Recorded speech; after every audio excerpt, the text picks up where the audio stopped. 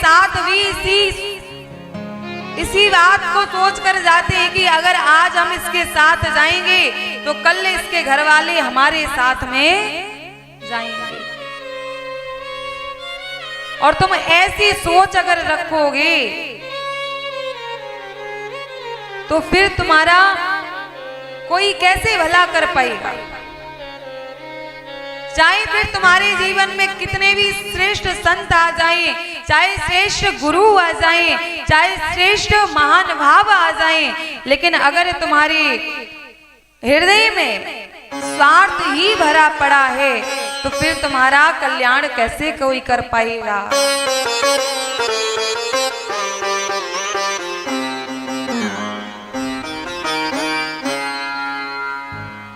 जानते हो, अगर आप अपना जनाजा शानदार चाहते हो, अगर आप अपना जनाजा शानदार चाहते हो तो नियत भी ईमानदार रखनी पड़ेगी, तभी जनाजा शानदार निकलेगा, तभी तुम्हारे पीछे लाखों की भीड़ चलेगी। जब तुम अपनी नियत को ईमानदार रखोगे, जब तुम अपनी नियत को निस्वार्थ रखोगे, जब तुम अपनी नियत को दयावान रखोगे, तभी तुम्हारे पीछे जन सैलाब उमड़ पड़ेगा।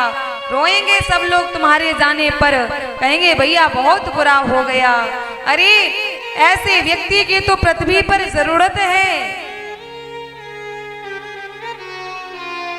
ऐसे व्यक्ति को भगवान इतनी जल्दी क्यों उठा लेते हैं। ऐसे मनुष्यों की पृथ्वी को जरूरत है। और अगर तुमने बेईमानी की, कठोरता दिखाई, किसी का बुरा किया, तो तुम्हारे जाने के बाद लोग कहेंगे बहुत अच्छा हुआ, अच्छी बात हुई, चला गया। अरे ये तो पृथ्वी पर भार था, बोझ था, अच्छा हुआ पृथ्वी का बोझ कम हो गया। कर्म अच्छा रखो, जनाजा शानदार निकलेगा। कर्म अच्छा रखते नहीं है।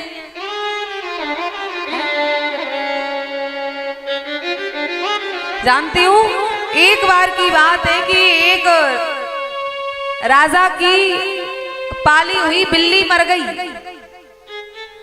तो उस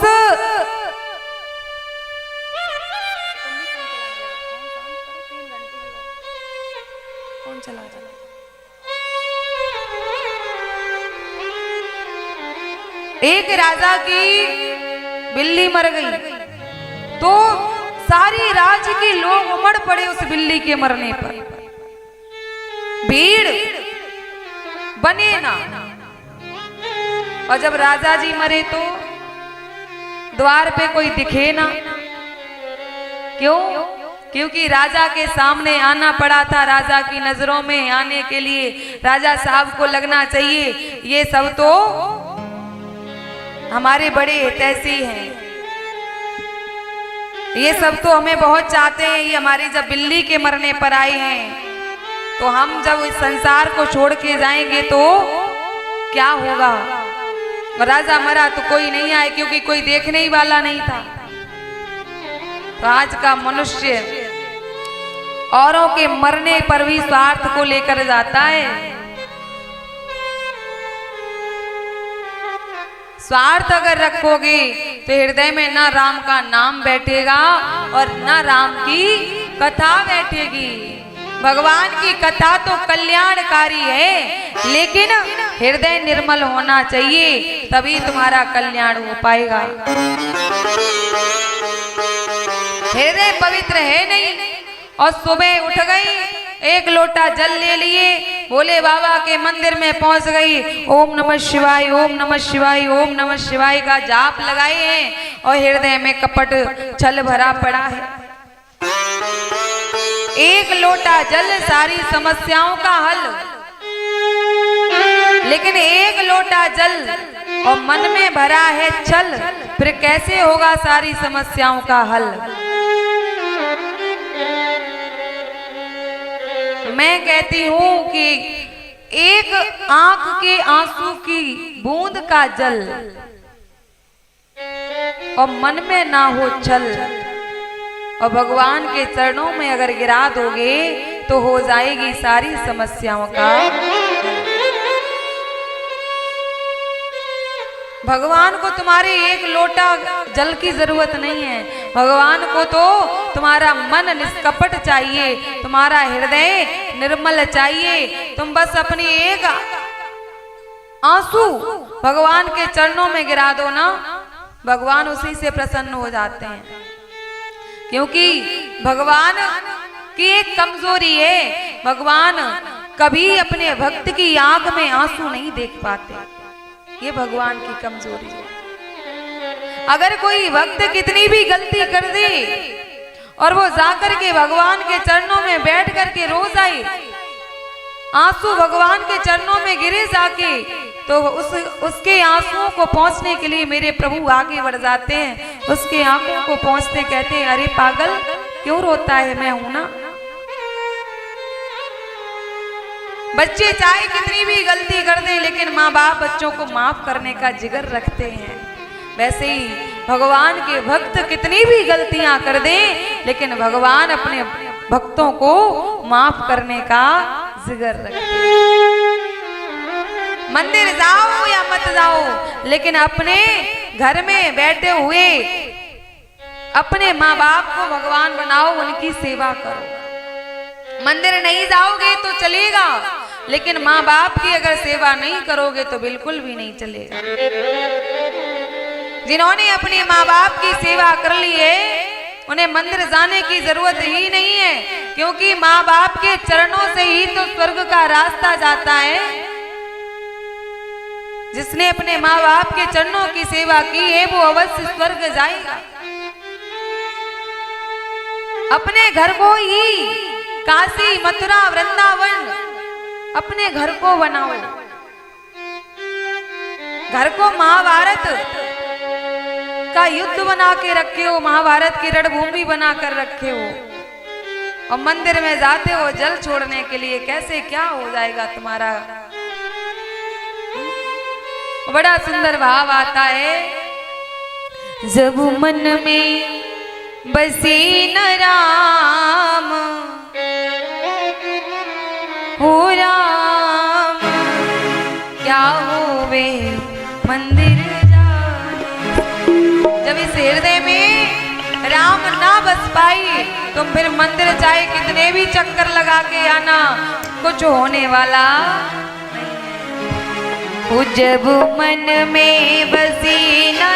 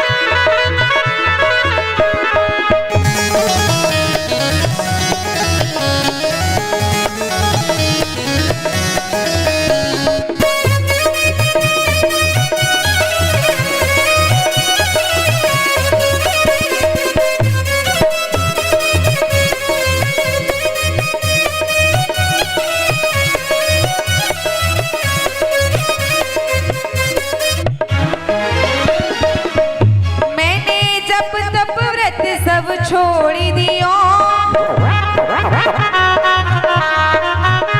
निज मन को कुसंग से जोड़ लियो। मैंने जप तप व्रत सब छोड़ दियो, निज मन को कुसंग से जोड़ लियो। बस दिन भर, बस दिन भर, बस दिन भर जोड़ेदा होना, क्या होवे मंदिर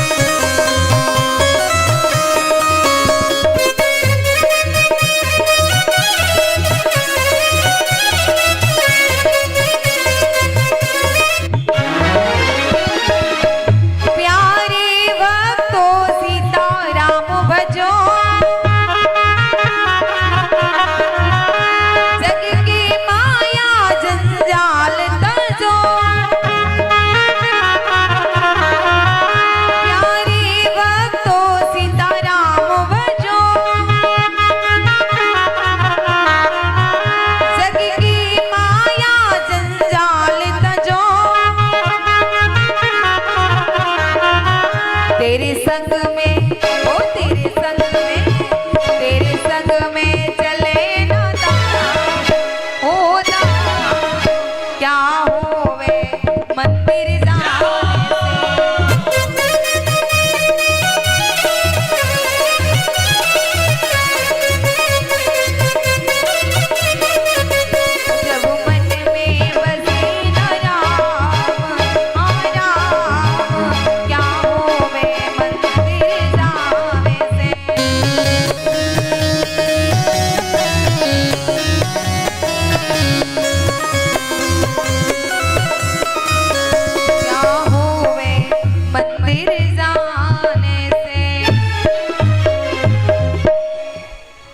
जब हृदय में भगवान का नाम नहीं बैठा तो फिर मंदिर में जाने से क्या लाभ मिलेगा। हमने कितनों को तो देखा है बस दिखावा करते, दिखावा। फलाने अपने घर पे पूजा पाठ कर लिए, हम भी करेंगे दिखावे के लिए, और घर में महाभारत करेंगे, दिखावे की पूजा करेंगे और घर में महाभारत भी करेंगे। हमने देखा है किसी किसी को तो इतनी भक्ति चढ़ जाती है कि देवी आ जाती है।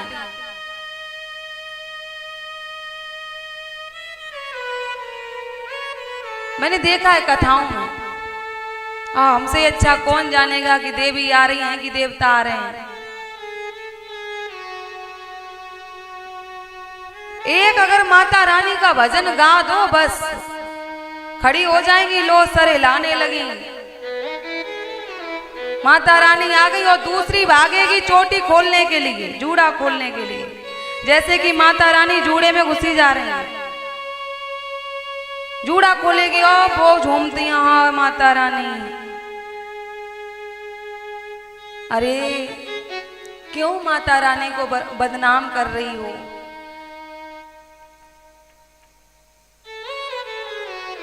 क्या आप मां का वेग धारण कर पाओगी? एक हवा भी अगर स्पर्श कर जाए ना उस वेग की तो मर जाओगे, खड़े नहीं हो पाओगे। ढोंग करते हो कि हमारे ऊपर भैरव देवता आते हैं, कोई कहता है हमारे ऊपर काली आती है, कोई कहता है कि हमारे ऊपर दुर्गा आती है, कोई कहीं किसी के ऊपर नहीं आता। माता रानी इतनी फ्री बैठी है कि तुम जब चाहोगी तभी सर हिला दो और माता रानी आ गई। इतनी माता रानी फ्री नहीं है, इस शरीर को इतना पवित्र कर रखा है, इसके अंदर इतनी मलिनता भर रखी है, और माता रानी इस शरीर में आएंगी। इस शरीर में ये सब ढोंग है।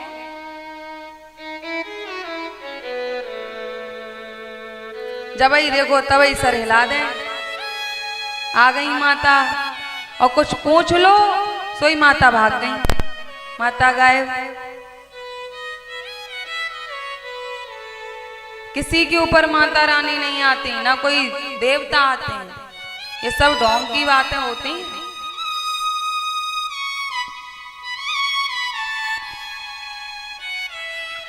इस शरीर में इतने सारे छल कपट भरे हैं, इतने झूठ भरे हैं। इस शरीर को माँ पसंद करेंगी, इस पर आएंगी, यहाँ सेवा कर करके परेशान, सपने में भी दर्शन ना हो, और उनके ऊपर कहो तो खेत में माता रानी आ गई।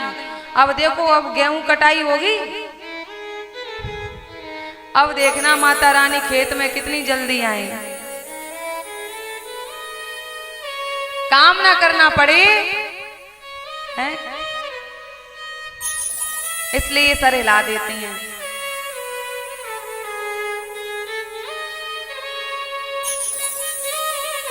और जो ये सर हिलाती हैं ना, सच बता रहे, गारंटी के साथ कहते हैं कि इनका बहुत बुरा हाल होगा, अंतिम गति इनकी बहुत ही बुरी होगी, क्योंकि इन्होंने जगत जननी जगदम्बिका को बदनाम किया है, इसलिए इनका बहुत बुरा हाल होगा। इसलिए कभी किसी को यूं बदनाम मत किया करो।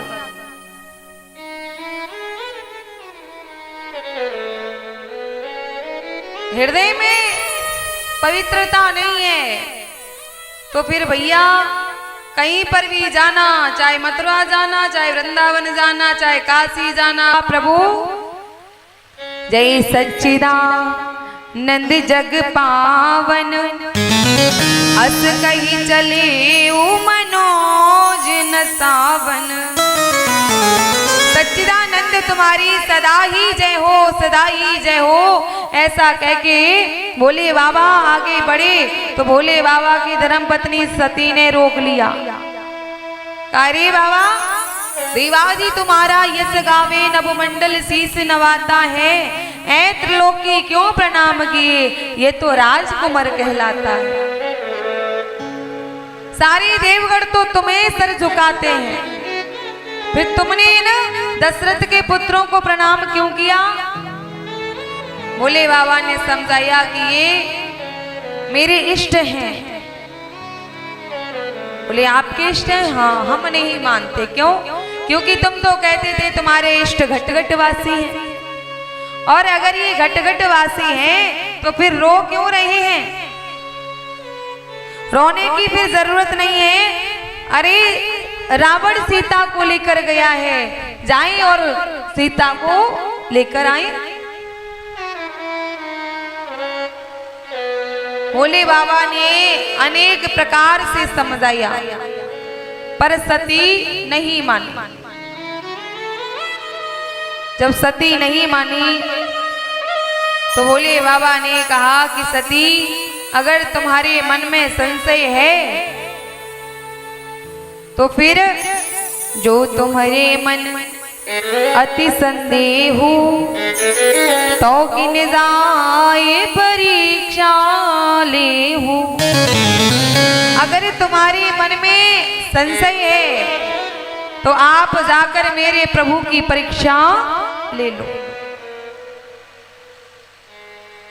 यहां से हमें एक सीख मिलती है कि किसी व्यक्ति को एक बार समझाओ, दो बार समझाओ, तीसरी बार उसे नहीं, खुद को समझाओ। क्योंकि भैया आप उसे कितना भी समझा लो, वो समझने वाला नहीं है। क्योंकि जब तक ठोकर नहीं खाएगा तब तक वो मानने वाला नहीं है।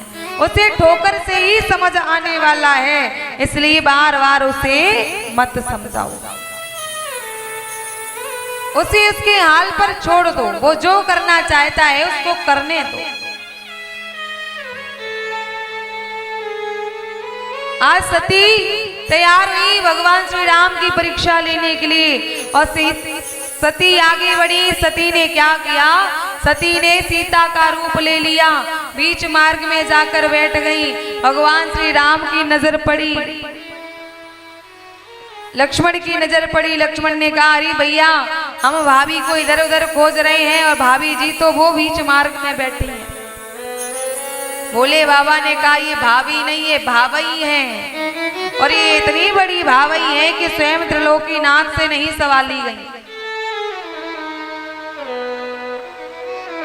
श्री राम प्रभु सती के पास पहुंचे और सती से कहा, हे मां सती, कहूं बहुरी कहाँ व्रस के तू, और विपन अकेली फिरऊं के ही हेतु। अरे माता सती, तुम यहाँ अकेली क्या कर रही हो? बैल की सवारी करने वाले भोले बाबा कहाँ हैं जो तुम यहाँ अकेली हो? सती ने जैसे ही अपना नाम सुना, सती आई तो इसलिए थी कि मैं सीता का रूप लूंगी तो ये फिर मुझे देख करके सीता सीता कह के आएंगे, मुझे अपने हृदय से लगाएंगे। यहाँ तो सब कुछ उल्टा हो गया। सती ने अपना नाम सुना तो सती भगवान के आगे आगे चलने लगी, और जैसे ही आगे आगे चली, भगवान श्री राम ने थोड़ी सी माया को इशारा किया। चारों तरफ सती को राम लक्ष्मण नजर आने लगे, राम लक्ष्मण नजर आने लगे। सती बीच मार्ग में फिर बैठ गई, अपने सर को घुटनों में छुपा के सोचने लगी, मैंने कितना गलत किया। भोले बाबा ने मुझे समझाया था, मैं क्यों नहीं मानी, मैं क्यों नहीं समझी। वहां से उठी सती, भगवान ने अपनी माया को समेटा और सती आई भोले बाबा के पास। भोले बाबा ने कहा, सती परीक्षा ले आई, तो सती झूठ बोल दी। सती ने क्या कहा? हो कछु न परीक्षा लीने गुसाई,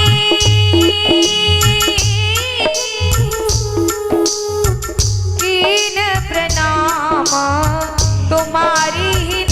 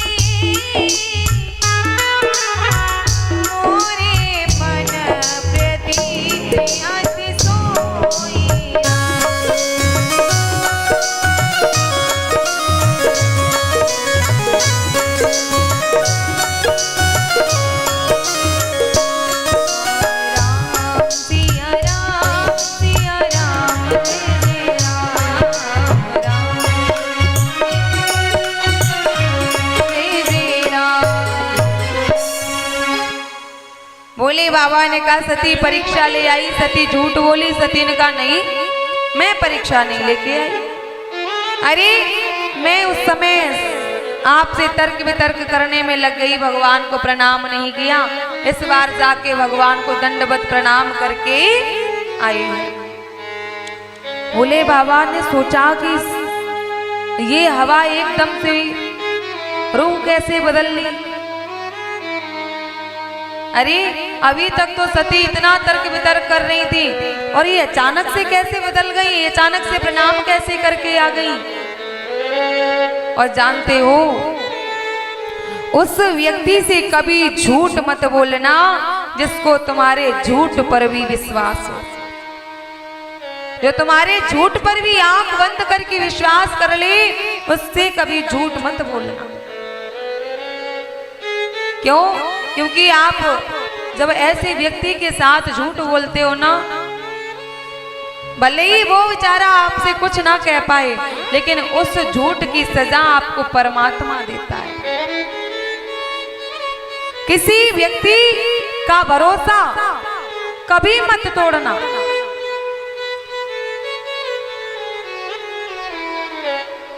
अगर कोई आपके ऊपर भरोसा करता है तो उस भरोसे को और मजबूत करना, ना कि आप उस भरोसे को तोड़ना। क्योंकि एक बार भरोसा टूट जाए ना, फिर वो भरोसा दोबारा होता नहीं है।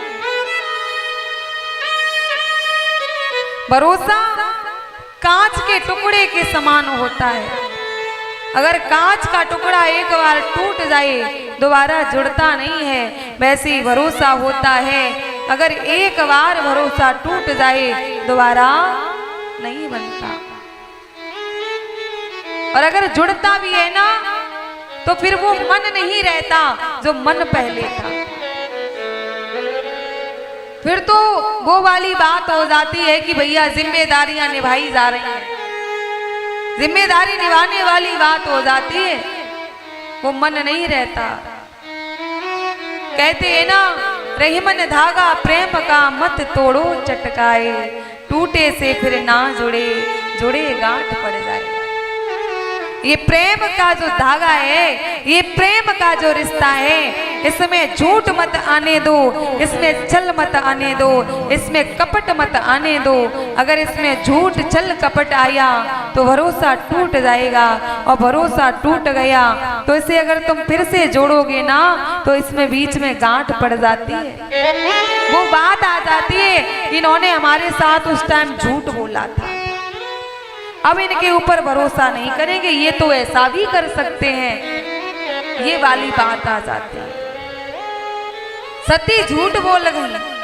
भोले बाबा को सती की हर बात पर भरोसा होता था। इस बार भोले बाबा को भरोसा नहीं हुआ।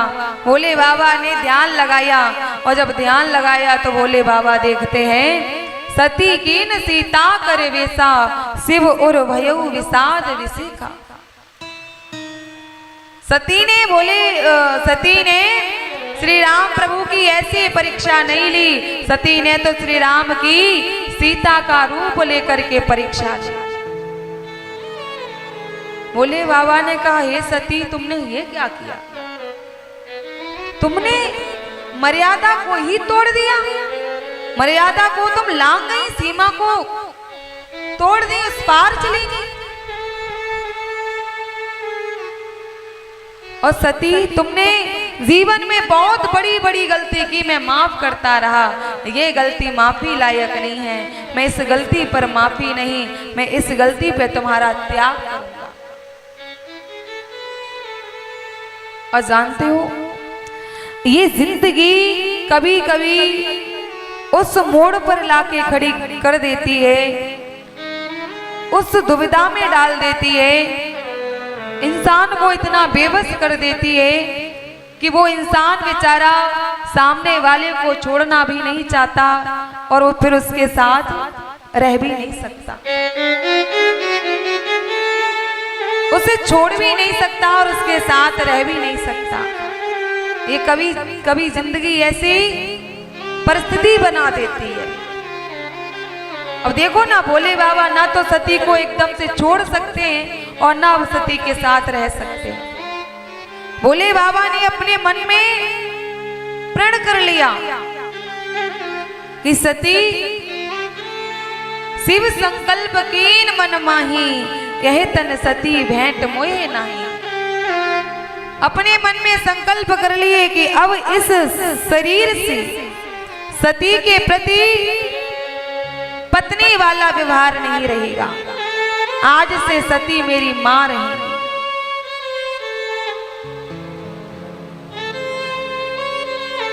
सती का त्याग किया, और मैं कहती हूं हर उस व्यक्ति का त्याग कर देना चाहिए जो आपके मानसिक स्वास्थ्य को ठेस पहुंचाए, जो आपके मानसिक स्वास्थ्य को बिगाड़ना चाहे, जो आपके मनोबल को बिगाड़ना चाहे, जो आपके भजन में बाधा डालना चाहे, जो आपके कर्म में बाधा डालना चाहे, हर एक उस व्यक्ति का त्याग कर देना चाहिए। अगर ऐसे व्यक्ति का तुमने त्याग नहीं किया तो एक दिन तुम्हें अपनी जिंदगी का त्याग करना पड़ेगा, क्योंकि जो मानसिक स्वास्थ्य को हानि पहुंचाते हैं ये बहुत ही खतरनाक होते हैं। यही तो होते हैं जो हमें डिप्रेशन में डाल देते हैं, जो हमारे मानसिक तनाव को बढ़ा देते हैं, यही लोग होते हैं। इसलिए ऐसे लोगों का सदा सर्वदा के लिए त्याग कर देना चाहिए। भोले बाबा ने सती को त्याग दिया, पत्नी रूप में त्यागा, मां रूप में अपना लिया। कैलाश पर्वत पर पहुंचे, एक शिला के ऊपर बैठे हैं और भोले बाबा भगवान के भजन में लग गए, समाधि में चले गए भोले बाबा। और जानते हो आज सती को कोई कैलाश पर्वत पर रहने वाला जीव देखना पसंद नहीं कर रहा है। क्यों? क्योंकि जिसका पति जिस नारी को त्याग देना, उस नारी की फिर कोई कदर नहीं करता है। वो चाहे कितनी भी पढ़ी लिखी क्यों ना हो, वो चाहे कितनी भी गुणवान क्यों ना हो, कितनी भी उसके पास प्रॉपर्टी क्यों ना हो, लेकिन जिसके पति ने जिस नारी का त्याग किया है उसको फिर कोई सम्मान देना नहीं चाहता, कोई उसकी कदर करना नहीं चाहता। आप देख लेना, जो लड़कियां डिवोर्स लेकर के अपनी ससुराल से अपने मायके आ जाती है ना, फिर वो बिना पैसे की मजदूर बन करके अपने मायके में अपने भैया भाभी का काम संभलवाती हैं। 2 टाइम खाना खाने के लिए सुबह से शाम तक मेहनत करती हैं और अपनी भाभी के कड़वे वचन भी सुनती हैं। अपने लिए ये भी सुन लेती हैं कि ये और यहाँ पर आ गई, हम अपनी वजह से ही परेशान थे, ये भी यहाँ आ गई। सारा दिन तुम काम भी करोगी और ऊपर से अपने ही लोगों के मुंह से अपने लिए कड़वे वचन भी सुनोगी। इसलिए अपने पति से बना कर रखो। पति चाहे कितना भी बुरा क्यों ना हो, फिर भी पत्नी को सम्मान पति की बदौलत मिलता है। अगर पति ना हो ना तो उस नारी को कोई सम्मान नहीं देता, उस नारी को सब गलत दृष्टि से देखते हैं। आज सती को कोई सम्मान नहीं दे रहा है। सती को आज समझ में आया मैंने कितनी बड़ी गलती कर दी। और जानते हो उस व्यक्ति को कभी मत त्यागना जिस व्यक्ति ने तुम्हें समय भी दिया हो, तुम्हें प्रेम भी दिया हो और तुम्हारे लिए कलंक भी लिया हो। उस व्यक्ति को कभी जीवन में त्यागना मत, क्योंकि ऐसा व्यक्ति बार बार नहीं मिलता है। आज सती को अपनी गलतियों पर पछतावा हो रहा है, मैंने बहुत गलती कर दी। हाथ जोड़े हैं और भोले बाबा के सामने बैठी है, भोले बाबा मुझे माफ कर दो, मुझे माफ कर दो। कह रही है बाबा दर्द दिल की दवा दीजिए मेरे प्यारे, दर्द दिल की दवा दीजिए, दर्द दिल की दवा दीजिए मेरे प्यारे, दर्द दिल की दवा दीजिए मेरे प्यारे। थोड़ा सा मुस्कुरा